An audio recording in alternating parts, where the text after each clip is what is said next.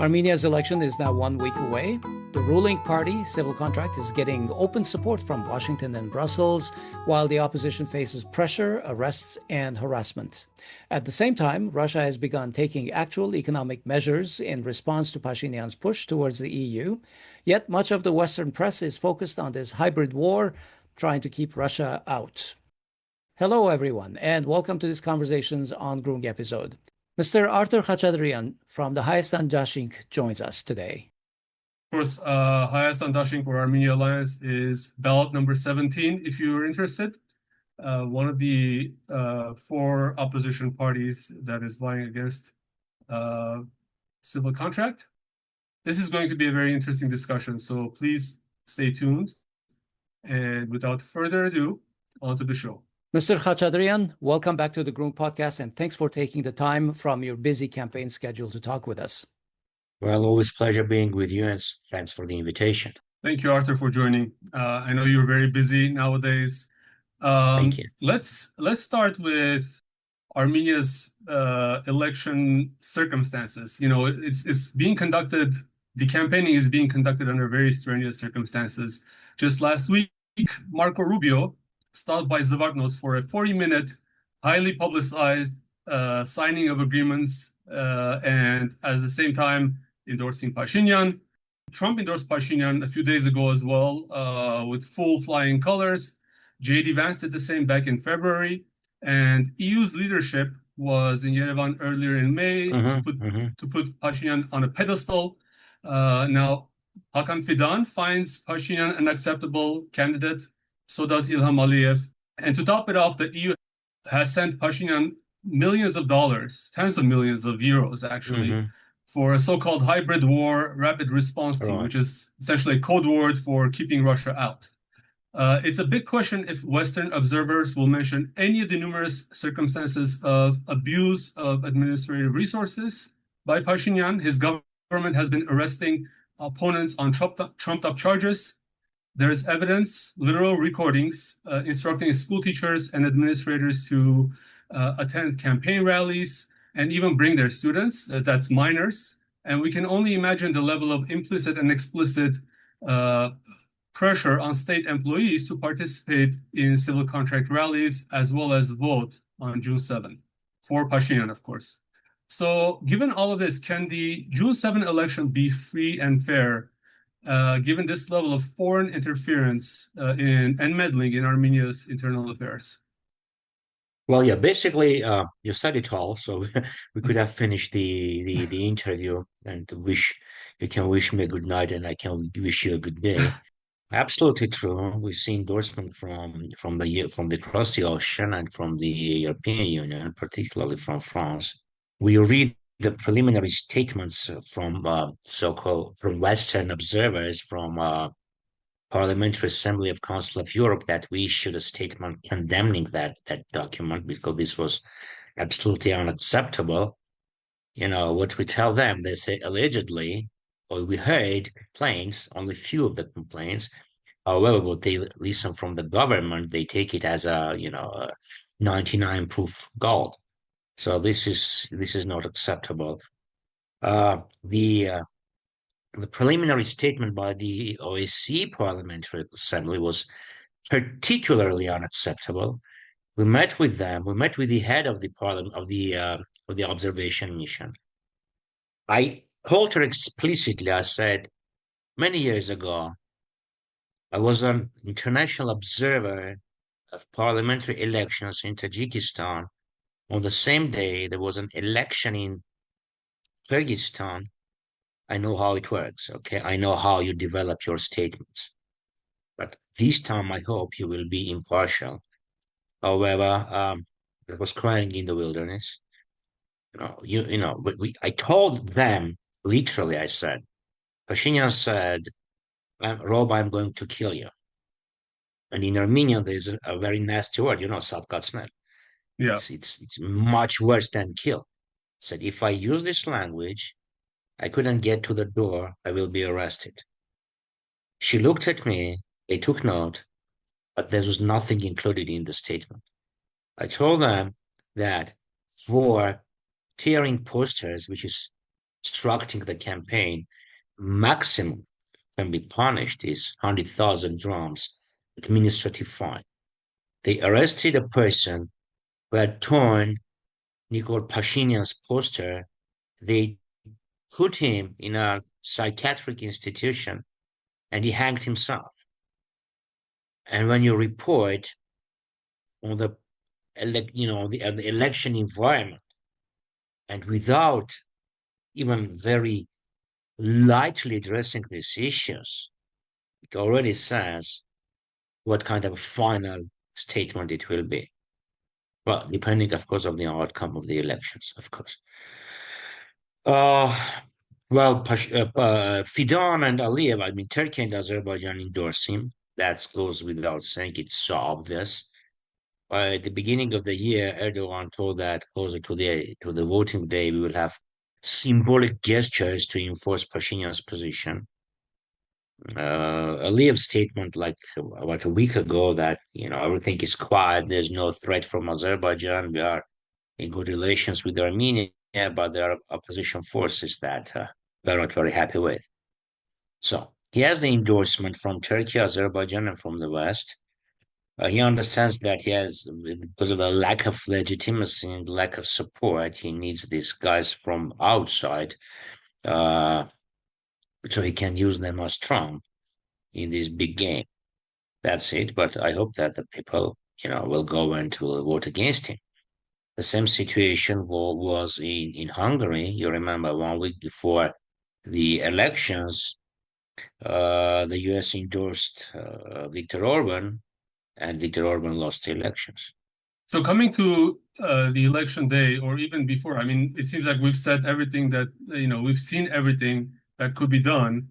What do you expect on election day? And do you expect any more evidence that this election could be falsified by Pashinyan? What is the opposition doing about that?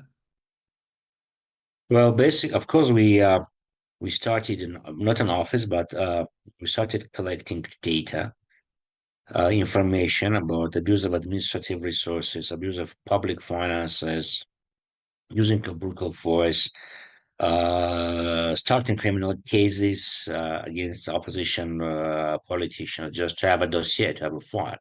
So that will be used, and we hope it will be useful.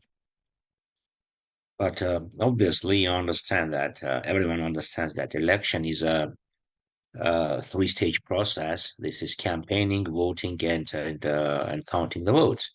So pre-election, election, post-election. So if Pashinyan decides to sex up the elections, basically to stage a coup d'etat, I believe that the people will go to the streets. That's exactly my question, Arthur. The opposition looks like it needs a clear playbook for the scenario where there may be a falsified election, some sort of a stealing the vote. The latest MPG poll that we saw about a week ago said that about 46% of the respondents are ready to take some kind of street action if such a situation arises. And Samvel Garabedian has said, just as recently as this past week, that he is ready for street action if the election is falsified. Robert Khachatryan has also made a similar statement. Is Hayastan Dashinq ready and willing to take sustained street action to defend the vote? What is plan B, basically? That's what I'm asking.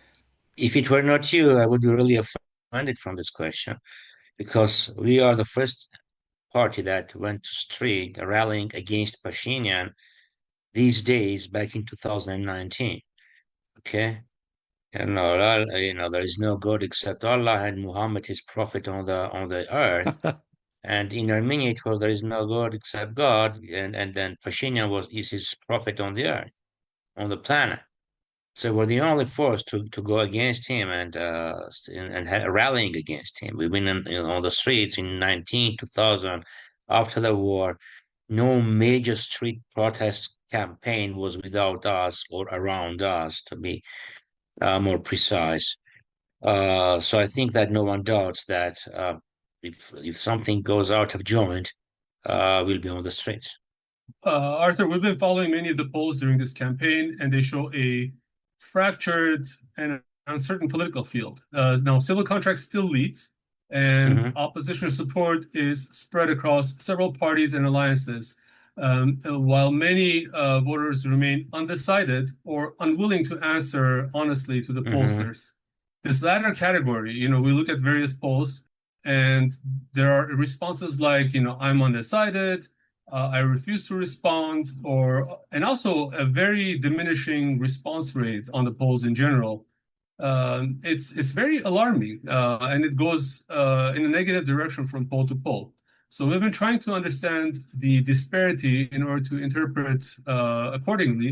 How much should we trust polls? Are voters hiding their real preferences because of fear, distrust, or pressure? Why? Well, it's a very, very correct observation. The response rate is extremely low. And as far as I remember, the response rate at a poll that International Republican Institute reported was about 80% 16, or so. 16% response rate. So 84% was denied. That's right. So imagine. So basically, Pashinyan and his company, they try to make a showcase like, look, 49% of our supporters, but 84% refuse to respond. This means it shows a total atmosphere of fear. If I were not a member of party, if I were not a member of an MP, a member of the parliament, if I was not an exposed person, basically, if someone calls me and says, we are from XYZ marketing agency or public opinion research company, would you be kind to answer? I would politely shut the phone because you don't know who's the guy at the end, at the end of the line. What they're looking for, people work. Many people work for public service. People have their relatives in the public service or municipal service, in military, in police, and they are afraid of that. Like recently, 72 patrol officers were fired because their relatives are on the list or they campaign for one of the opposition parties. So Yeah. it's a prosperous Armenia. So So I basically, believe this that was 84 Gagik Tsarukyan's party, right? prosperous Prosperous Armenia, Armenia. yeah, And prosperous Armenia. Pashinyan actually even backed it up, saying, "I will, if I know that their relatives are working as patrol, I will I will fire their bosses if they don't fire the civil servants, which is Yeah, basically, because this is mafia because 72 people can be relatives to 72 completely distinct people, different people. Okay. So this is it. And we see like Andronik Tevanya was recently framed, and Samuel Karapetyan is on the house arrest. Arthur Sarkisian from our list, a key person, especially down in South, is on the house arrest. Member of our Supreme Council, Igor Sarkisian, is on the house arrest. His Eminence Bagrat Serpazan is in KGB dungeon.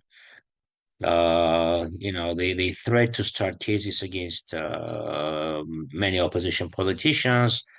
Pashinyan uses the vocabulary. This is more suitable for a street hooligan, for a street gang member.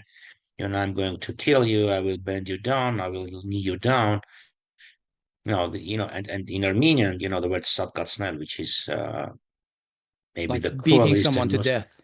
Yeah, and to kill someone with extreme cruelty and humiliation. Okay, Hmm. I really don't know whether in other languages there's a synonym for that word. But basically, if I use that in this interview, uh, yeah, even before it is aired, because I believe that what I'm talking is being wiretrapped, and there's a KGB officer somewhere listening to what I'm saying. I will be in jail. But Pashinyan walks free. And Pashinyan walks free, and his people walk free, and Davros Sapayan works free, who says, if Pashinyan got elected, you have to leave the country to a woman from Artsakh, an Artsakh refugee. Uh, so this Pashinyan basically has created an atmosphere of fear in the country, and internal fear and external fear. Internal fear is you'll be jailed, you will lose your job, your relative will lose your job, you will, face the consequences, you will taste the power of the government that you remember he said that phrase to Samuel Karapetyan, you will taste what the statehood means. And also the external fear. If I am not elected, then in September we will see a war from Azerbaijan. Okay, so Yeah. basically, guys, he says we are an independent country, we are a sovereign country, but you, the proud citizens of an independent country, you do not have the right to vote with the candidate you like, because if the candidate you like is being disliked by Turkey and Azerbaijan, they will launch a war against Armenia. Yeah. And basically, Azerbaijan echoes to him, and they echo to him. So this also sent a very clear message that Pashinyan is a puppet prime minister. It's a marionette state for Azerbaijan and Turkey. Arthur, now the silver lining from some of the polls, like MPG, shows that there's a scenario under which the opposition can collectively get more votes than Pashinyan, but some kind of power sharing and leadership sharing will be necessary. But what we've seen, and I'm not singling your party out, but what we've seen from various members of the opposition is red lines about who we will not work with, who we won't work with, specifically in terms of who will be the prime minister's candidate. But also the polls say that while our Hayastan Alliance is, at least the MPG poll says that you are clearing the threshold. Some in the opposition are also complaining that Hayastan Dashinq is not clearing the threshold, and if they don't, then they will vaporize the votes. Are you concerned about meeting the 8% threshold to get into parliament? Well, start with well, I said that we cannot trust the polls, but nevertheless, okay, if you take like few votes, few polls, then from if you combine the results or you analyze the results of these polls, you will see that we are clearing the threshold. That's true. As far as I understand, there is only one party saying that you are going to vaporize the votes, and this opposition, well, a group of people, let me say it this way, they say that you are vaporizing the votes, only that. And I can give you the names, okay, like Samuel Farmanyan, Narek Malian, and so on, that allegedly are being close friends to Mikhail Minasyan, allegedly. Nevertheless, the others do not have these kind of concerns. We do not have these kind of concerns. Not the united, I tend to agree with you, not the united opposition, but the combined opposition can get more votes than Pashinyan alone. We understand that Pashinyan's satellites will not, clear the threshold. The Republic Party, for the Republic Party, and these minor parties. Our position is okay. Whoever from the opposition gets the relative majority of the votes, the rest of the opposition has to vote for that party, and we are ready to do that. It was exactly the case what happened in Gyumri. This is why the opposition managed to win the municipal elections and beat the Pashinyan's candidate. But today, I think that these 2-3 opposition parties, maximum 3, besides us, I think they want to create an image that they are not associated with the formers, trying to get votes from the ones who say that whatever happens, we are not going to vote for the former for Khachatryan, for ARF, and so on. But I think when these opposition parties face the dilemma, anyone from opposition or Pashinyan, I think that they'll be on the right side of the force. Given the necessity, I would say the existential nature of this election, shouldn't the opposition have some kind of a declaration, a combined declaration that agrees on a transition plan, a prime ministerial candidate before the elections? I understand it's very difficult with the personalities involved, but everyone says, we're going to get constitutional majority. We're going all the way. Shouldn't there be a more pragmatic vision that is No, but look at set this, for okay? everyone? Look at this, okay? Take like any 50 countries, anywhere, parliamentary elections. Okay, none of the opposition party says, you know, if you clear the threshold, you are going to give our vote for party X, another opposition parties. This is not how it works. Okay, you won't say, okay, uh, if I get into the parliament, I will vote for Hovik Manucharyan to become the prime minister. Because in an ordinary, citizen would say, okay, why should I vote for Arthur Khachatryan if ultimately he's going to vote for Hovik Manucharyan? I don't need an the intermediator. I will vote for Hovik directly. So this is global phenomenon. It's not Armenia specific phenomenon.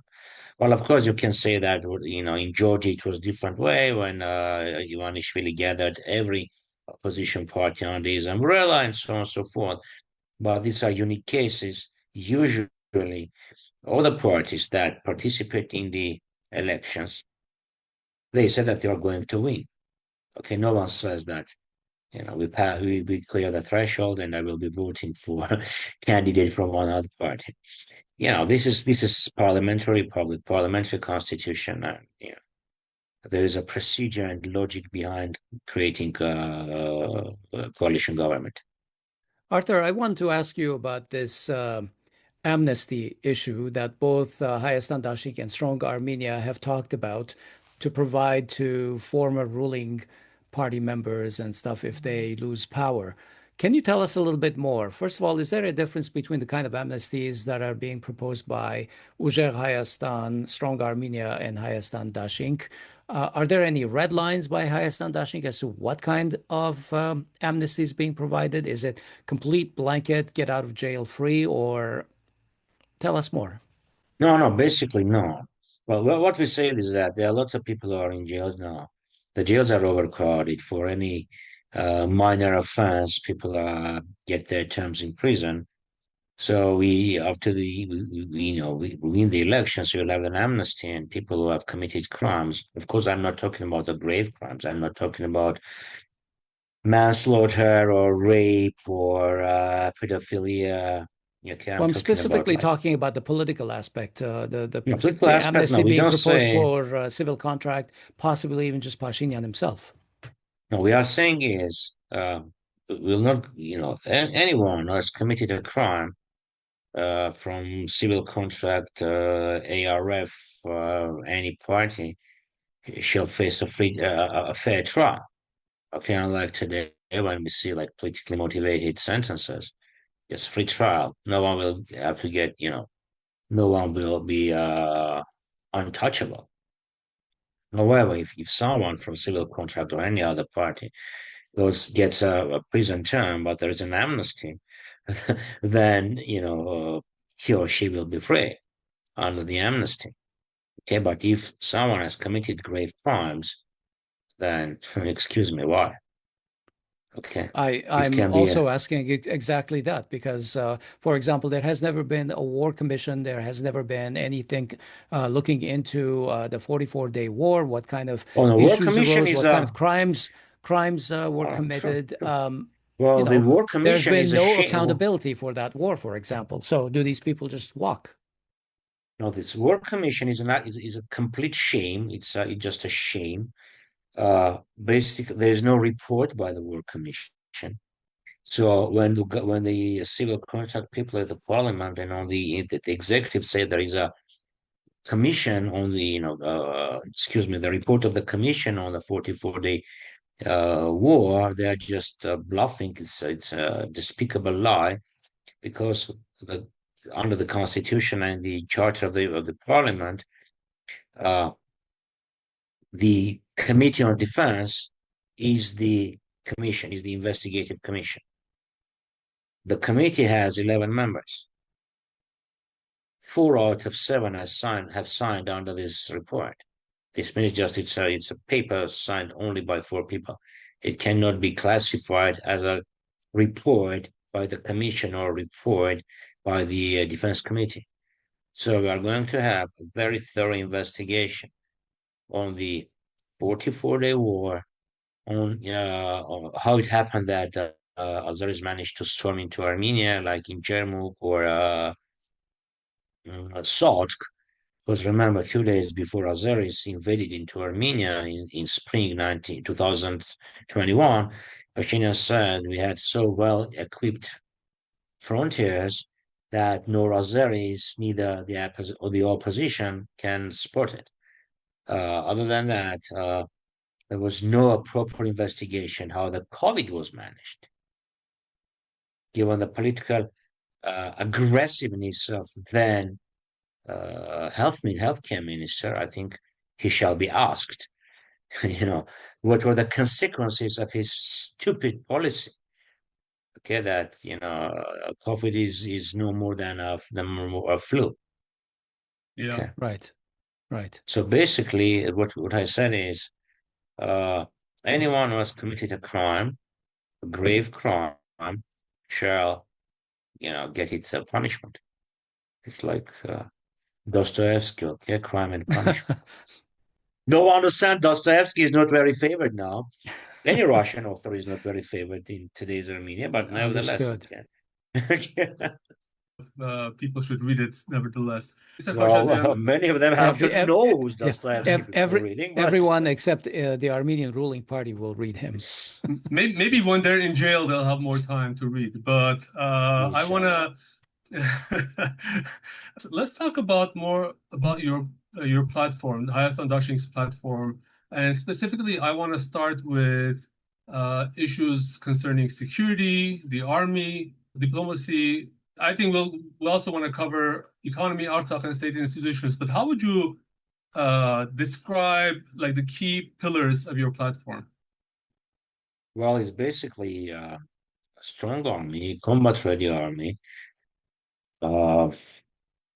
flexible and proactive diplomacy, reliable allies, and sustainable economy. So these are the 4 pillars of national security.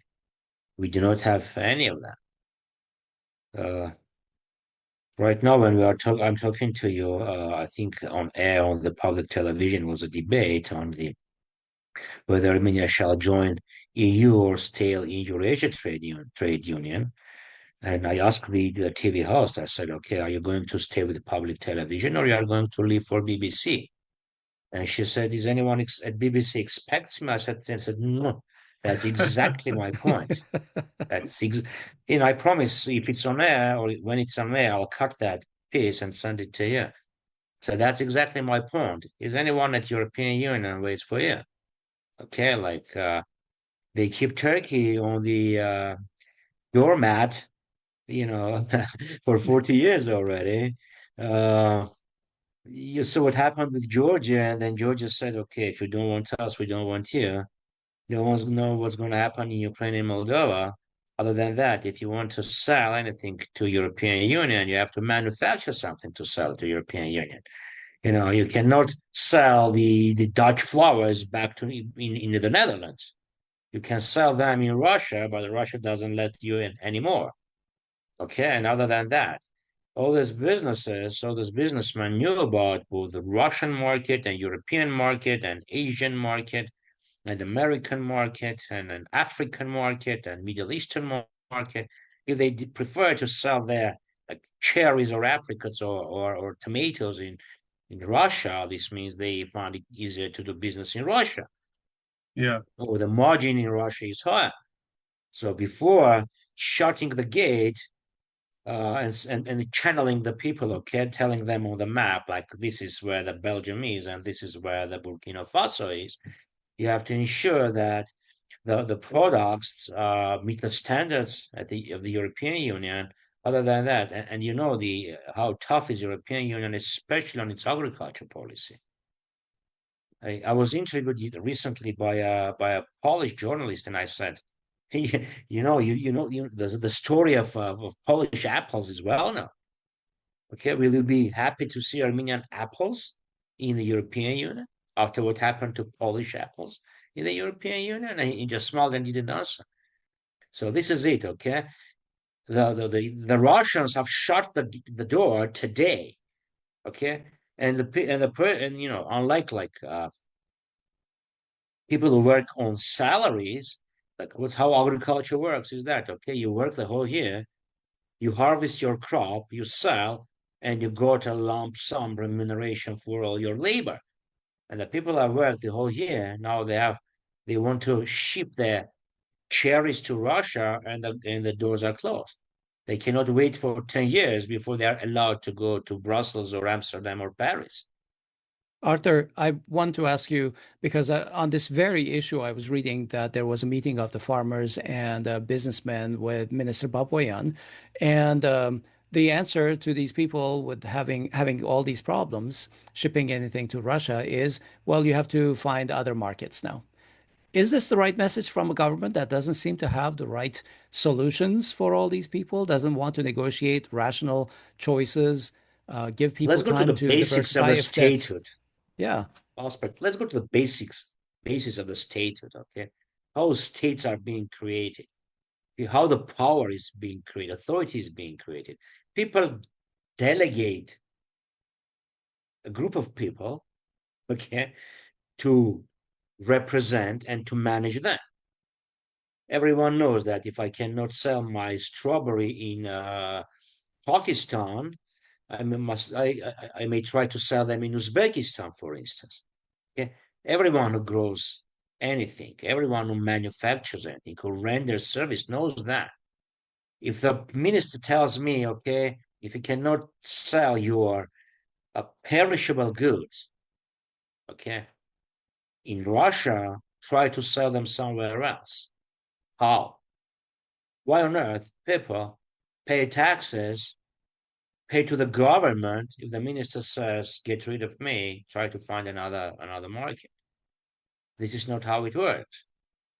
And I hope the farmers, when they go to the voting precincts, they will remember what Papuan says. If I want to take my strawberries in a suitcase, for instance, and fly to Paris and try to sell them right in front of the Champs-Élysées, the presidential palace, so that Mr. Macron can come and buy a few of these fragolas, or phrases, basically, sorry. Fragola is Italian. They will not allow him to sell we understand the EU. Yeah. He will not be allowed to sell his strawberries in France because the European standards, sanitarian and standards and normatives are extremely high. So basically, we return back to what I said, okay? You have to prepare the manufacturers to manufacture something that meets the requirements, that is demanded. And you have also the government has to open the doors. Yeah. The trade negotiations. Right. So we are living in interesting times, peace through strength and so on. But until recently, trade wars were more common than ordinary wars between EU and US, between EU and Asia, Asia and the US. So I can recall only Boeing and Airbus. The other, trade wars were on agriculture. Yeah. For agricultural products. Well, I just hope that Marco Rubio was able to take a few suitcases of strawberries with him, given that they were turned away at the Russian border. Now, Pashinyan in 2020 was saying that the Armenian army is the most capable in the region. But roughly a week ago, he said that he inherited an army in shambles and claimed that he is rebuilding the military from zero, including the equipment. And in response to criticisms of the humongous 8 billion ballooning debt that Armenia has, he promised to show off those $8 billion that were spent on military equipment at the military parade, or what he calls the accountability parade. Now, the parade came and went. So I wanted to ask you, what are your impressions? Did Pashinyan prove to you that he spent $8 billion on the military? May I also add one more thing, Arthur, before you answer? Over the past years that Armenia has been receiving hundreds of millions here, hundreds of millions there, mostly in loans, of course, so it's adding to the national debt. Has Pashinyan ever justified it as a loan towards the military? There's No, always never. some, I've never seen No, it, never seen it. no, never. So it's either that we're being lied to, that this money went to the military. Well, let's start with Hovik and I'll come back to you, Asbed, okay? So, a few days before the war, in Sardarabad, Pashinyan said, this military victory and the liberation of courageous position on Vakhdid show that like Armenian army confirmed that's the most combat ready, most powerful army in the region. That was a few days before, like a month before the war. Literally a few days before the war, I think 6 days before the war, he introduced a document which still can be found on the government website, Armenia 2050, the reform or transformation strategy. And it says Armenia shall be among the top 10 most combat-ready armies per capita. What does it mean, combat-ready army per capita? No serviceman was able to explain to me. I'd asked too many, to generals and colonels and so on. It was a strange term, but nevertheless, he said Armenia's army is going to be one of the most powerful armies in the world. And now he says, no, what I inherited was crap. Let me remind you that when the war started, the Minister of Defense was appointed by Pashinyan. The Chief of Staff was appointed by Pashinyan. The Commander-in-Chief of the Artsakh Defense Army was appointed by Pashinyan or by Armenia's military. Okay, so all the commanders were appointed by Pashinyan, and the ex-commanders who were decorated military generals who have a very long track record of successful combat operation were just dismissed from the army. Other than that, let me remind you that Aliyev himself told that Armenian army was the largest supplier of ammunition and weapons to Azerbaijan, and he had opened this shameful park of trophies where on displayed what kind of military arsenal Armenia had, like long-range missiles and long-range guns and so on. And for many years, for at least past 4 years, I've been trying to get an answer during the budget deliberation or budget execution report deliberation, whether the power of Armenia's army today in any metrics, whether it's more efficient or more combat ready, more powerful than it was as of 26th of September 2020. What I didn't see, well, it's interesting. Basically, he showed the weapons that he had bought after 2022 or 23. If he had demonstrated also what he had inherited, Iskander, Smerch, Sansepek, and so on, then people will see, okay? Because having these nice little robot dogs, it's interesting, it's fun, especially for the kids, but what's the efficiency in real combat? No one has seen that. back to your question about the loan, no. He basically, that was when he said, I spent $8 billion to buy weapons. That was an answer to my question. When I said, isolate the loans, $8 billion, and tell what will be the situation with the economy if not these $8 billion. Because you have to do that, okay? It's not extremely sophisticated economic calculation. It's doable. But they didn't do that. Instead, he go to the demagogy and says, I paid $8 billion to buy loans. Okay, I understand that. You can channel the budget support loans to buy weapons. You can do that. But when you go to Asian Development Bank and say, okay, give me like 500 billion, $500 million or $200 million, I'm going to build a tunnel that will link Sisian to Kajaran, this tunnel shall be built. Otherwise, you have to pay back all the loan to Asian Development Bank or European Bank for Reconstruction or Development or International Development Agency, which is a World Bank. So basically, this was just a bluff. This was just pure bluffing. Exactly.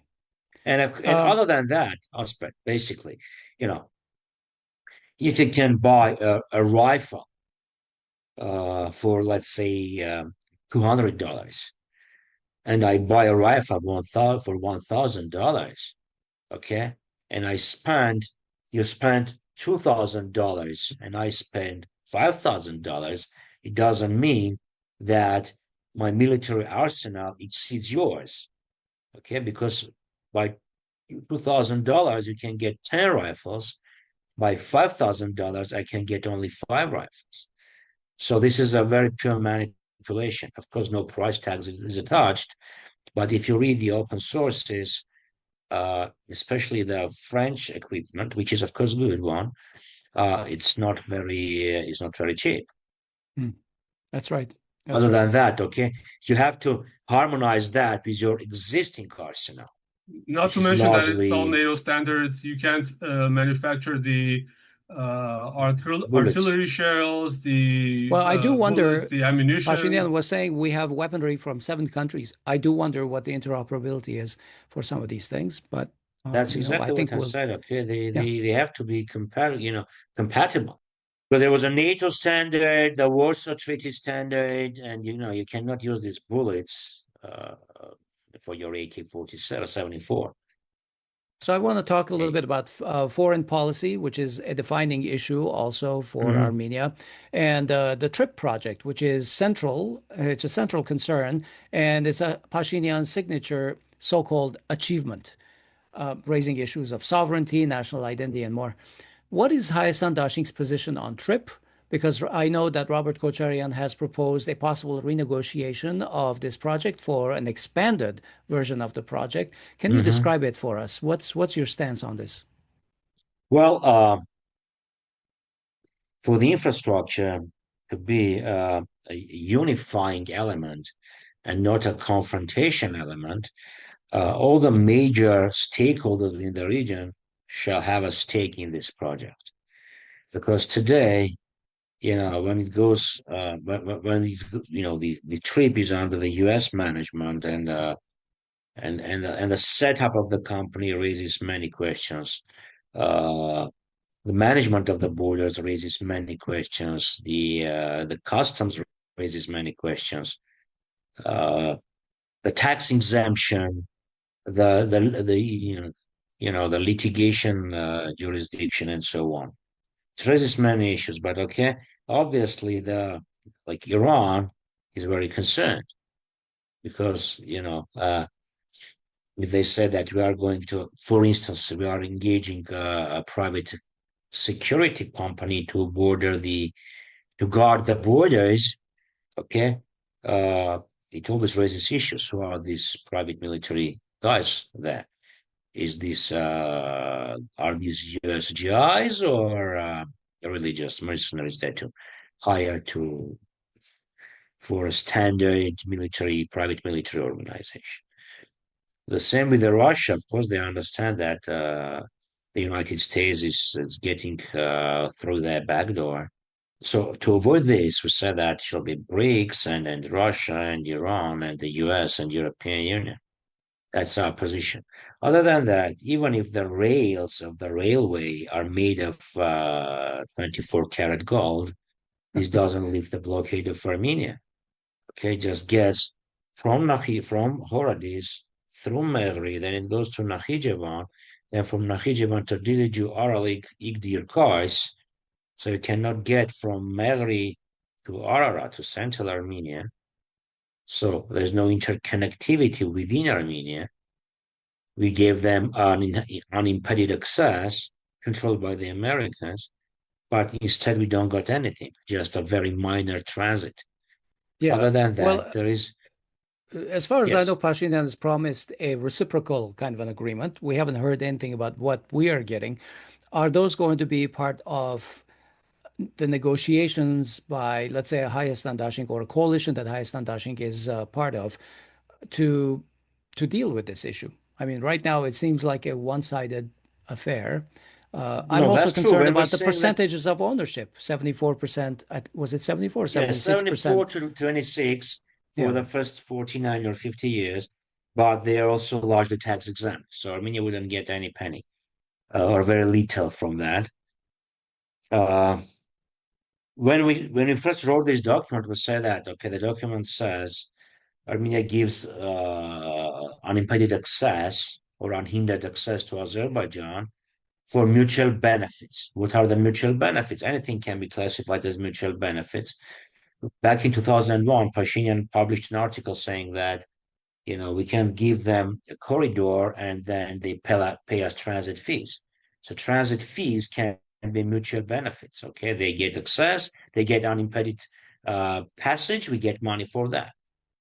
And the civil contract politicians, members of the civil contract and Pashinyan were saying that no mutual benefits means that we will get access, you will get access. Now we see there is no access. When we say, but there is no access, they don't give us an unhindered access. We cannot travel through Nakhichevan to Armenia. They said, okay, yeah, that's because the Armenian railroad is under Russian concession. So it's under Russian concession. That's why the Westerners are not interested in that. So we need to sell the concession to another country. This is, of course, illogical because, having the rail passing through Syunik, okay, it passes through Syunik. If it's a Russian concession, why did Americans and Turks and Azeris agree? So this means that being part of Russian concession is not an impediment. And the same is here. Okay, or they can say that the existing rail roads destinations can be managed by the Russian railways.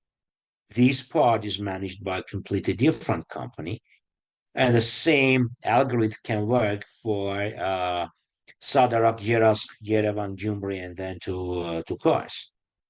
So this bluff is just being circulated just to justify Azerbaijan for not providing corridor to Armenia. I see. Okay, I'm going to move to a question or two about the economy. I know you're an economist, and I'd like to hear your views and Hayastan Dashinq's views of how the current state of the economy is and how you would manage the economy going forward. And one more question so that I can be done. Part two or second question is all of the money that's being borrowed, this $8 billion that we have borrowed, has it gone to capital investments, assuming that it hasn't been spent on defense, because I don't believe that it has. Has it gone into capital investments that are going to keep paying off for the country in the future? And if not, where has it gone? Well, two extremely important issues. No, I haven't seen capital accumulation. The majority, they said, okay, the capital investments amounted to XYZ. When you ask where exactly this capital went, this is mainly mining industry, the Amusar, Hmm. that after dragging their feet for 7 years, they gave license to Lydian. after Lydian donated to the government 20% of its shares. And then they include the asphalt, the pavement into these capital investments. Okay. And also when they speak about foreign direct and foreign investment, it's also very interesting. They refinance foreign debt, and the refinancing they also classify as foreign investment. Okay, so they can borrow from open market like $500 million to refinance a more expensive debt, which is a smart move, and this was usually done in the world. But no one else classifies this borrowing or debt refinancing as direct investment. So there was no accumulation, and I don't think that the numbers that the economic potential has gone up. This is not true at all. And the other thing is, okay, what Armenia's economy, the largest sector of Armenia's economy is retail and wholesale trade, the repairing of cars and bikes. So we do not manufacture anything exportable. Okay, it's just consumption-based economy. Even the bank loans are in 2/3 of the bank loans are in consumption. They fund in consumption and not manufacturing. So we have to change the structure of the economy. It shall be more manufacturing oriented, the economic growth based on the competitive advantage of the nation. Plus, more support to Armenian manufacturers and a very big support package aimed at development of small and medium enterprises. And plus, of course, the import substitution. Because we speak about the services, blah, blah, blah, blah, blah, but look what's happening in the US, okay? All this tariff issue is just an attempt of the US president to bring part of manufacturing back to the United States. We have lost all our manufacturing. Arthur, while Pashinyan was holding his accountability parade in Yerevan, Mehmet Grigoryan was in Astana at the EAEU summit, where he said that Armenia intends to fully continue its cooperation with the Eurasian Economic Union. This obviously flies in the face of logic, since Armenia has declared its intention to join. And Russian officials said basically they're done with Armenia trying to sit on two chairs. But actually, that is very logical. And more than a decade ago, the EU has said you cannot be in a European Union and in a Eurasian Economic Union at the same time. Now, at the summit, the four presidents of the EAEU have signed a joint statement or a letter to Pashinyan, the contents of which are not disclosed. What is your impression of the summit itself? And what do you think is in that secret letter? Do you think it's some kind of an ultimatum to Armenia by the presidents of the Eurasian Economic Union? Well, to start with, I agree to what you said. And I bring this example, even on the floor of the National Assembly. I said, imagine you go to your wife and you said, my dear wife, I have a girlfriend, I want to marry her, but she doesn't agree yet. So until she agrees, will you be kind enough to cook me dinner and to wash my clothes? Of course, she will say no. Okay, so you cannot say I'm bound for the European Union, but until they open their doors for me, I'll milk the benefits of being a member of the Eurasian Economic Union. Of course, the Eurasian Economic Union will say either or. Okay, just make up your mind. You cannot sit on both chairs. And also the second issue, I was actually the member of an expert team hired by European Commission's DG Trade, Directorate General of Trade, to do the trade sustainability impact assessment. So I was not politically involved back in 2013, but on a technical level, I was involved in the trade sustainability impact assessment. And you are right, when on the 3rd of December, Armenia made an announcement that's joining the Eurasian Trade Union. There was immediate reaction from a European partner saying that you cannot sit on both chairs. And no one said you are just blackmailing. But now the Pashinyan says, and his party says, Eurasian Trade Union blackmails us. Well, they said, we have our national interest. You are not a part of the team. You are not a part of the club. So why shall we sell you natural gas at these highly subsidized rates? Other than that, okay, why shall we open our markets for your products, for your farmers, and so on and so forth? So I think this is shall be somehow worded in a letter to Pashinyan.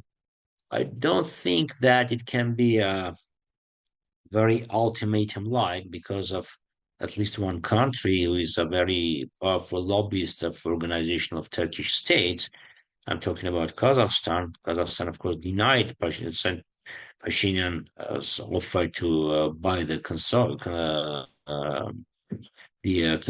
from the Russians on the railway, but nevertheless. But I think that the leaders of the Eurasia Trade Union have made it clear that they're not going to tolerate this anymore and should have called Armenia to make up their mind. However, when we say Eurasia Trade Union, we understand that, not too many things we sell to Belarus or buy from Belarus or to Kazakhstan. The majority of the trade goes to Russia. Okay.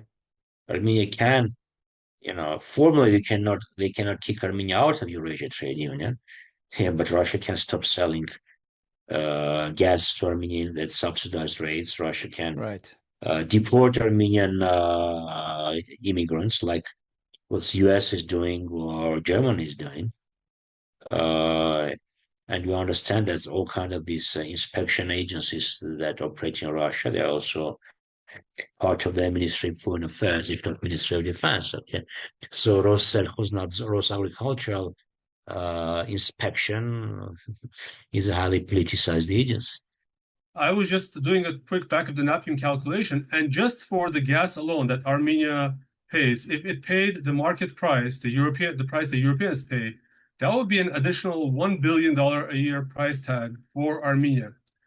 Now, the Russians have also said that the nuclear plant's lifeline will be reduced by 5 years. So instead of 2036, it'll be 2031.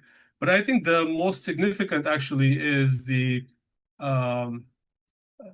tens of thousands of Armenians migrate or are seasonal workers in Russia. They fly to Russia to work and they bring their money back home. And Putin explicitly mentioned that as well. Has anyone done a combined analysis of what the economic impact to Armenia would be? I mean, we know $1 billion just from gas. What is the total price tag for Pashinyan's misadventure? Well, I'm afraid no one has done this exercise. Maybe it's worth doing.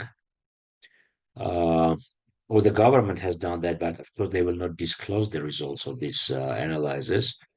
The Russian President Putin said Armenia will lose 14% of its GDP. But obviously, if they sell gas at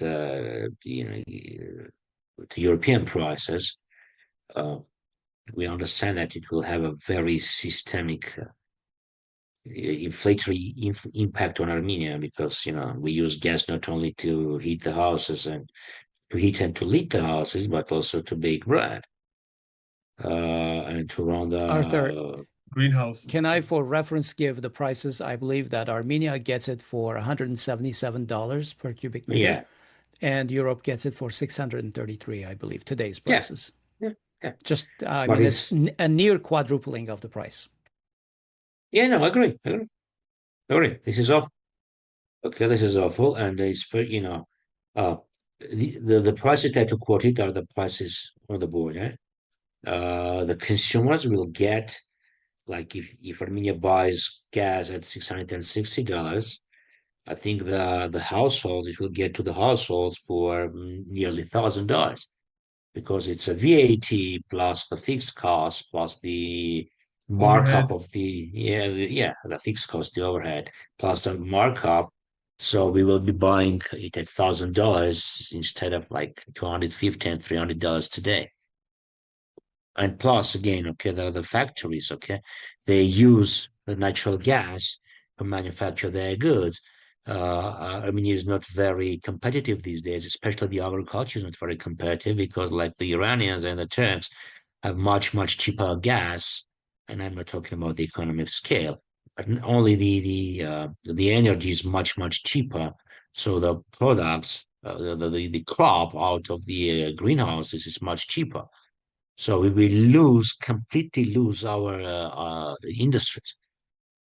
Okay. Now, we know why Russia is taking these negative trade actions at present, but in the context of the elections, is it actually helping or hurting Pashinyan, or is it helping or hurting the opposition more?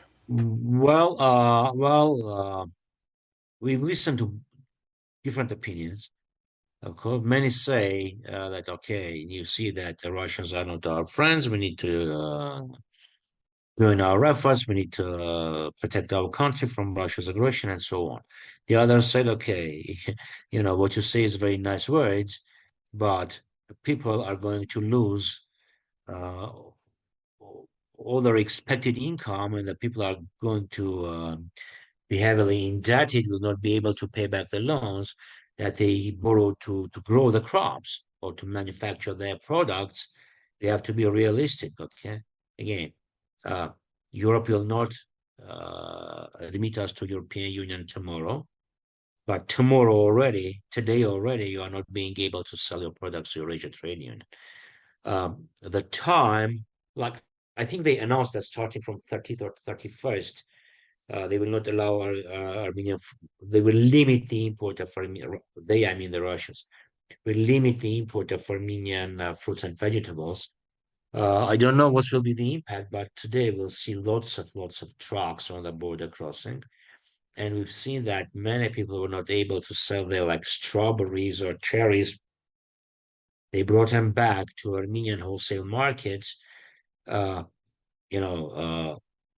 course, it will be easier to buy the cherries for the town folks, but if it's not profitable for the farmers to grow these crops, they will not grow them next year. So it will be a problem. What will be the reaction? I really don't know. We need a few more days to see how it boils. Okay. Well, Mr. Khachatryan, thank you very much for joining us today, and good luck on June 7. Thank you. The pleasure's mine, and see you next time. I don't know when. Soon, I hope, after the elections. Okay, Bye-bye. gentlemen. Have a nice day. Bye-bye. Bye-bye. Okay, well, that was our show, recorded on May 30, 2026. We've been talking with Mr. Arthur Khachatryan, who's an MP, a member of parliament from the Hayastan Dashinq, Armenia Alliance, a member of the ARF, Dashnaq. In the past, he has held government posts such as Deputy Minister of Territorial Administration and Development, Governor of Shirag, and Minister of Agriculture. He's also an economist. For more information, go to our podcast episode page. That's podcasts.groong.org/episode number. Don't forget to like, comment, and share, folks. It's very important. Hopefully, you'll consider it the least that you can do to boost us. And there's also this hype thing. So feel free to hype us as well. It doesn't cost anything, especially you have to be on the mobile app. But any support you provide will be greatly appreciated. And if you are extra generous, then podcast.groong.org/donate, and you can get us some coffee or lahmacun or harissa. Thank you as always. I'm Hovik Manucharyan. And I'm Asbed Bedrossian. We'll talk to you soon. Have a great day.